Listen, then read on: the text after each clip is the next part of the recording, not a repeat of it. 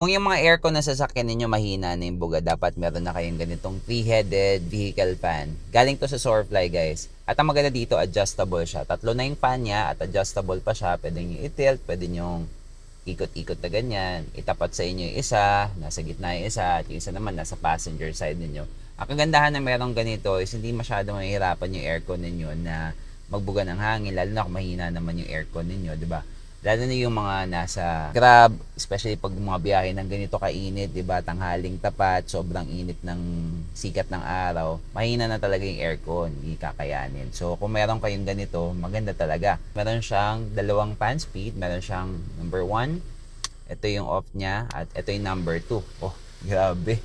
Ang lakas. So, kung nahihirapan na kayo sa init ng aircon ng sasakyan ninyo, maganda kasi meron talagang ganitong backup pang bumabiyahe ng mainit. So kung naghahanap kayo ng magandang car fan na pampalamig sa mga pasahero ninyo, sobrang ganda nito, lalo na kung may baby kayo guys. Kailangan nyo yan. So lalagay ko na lang yung link yan sa Yellow Basket para makapag-checkout din kayo.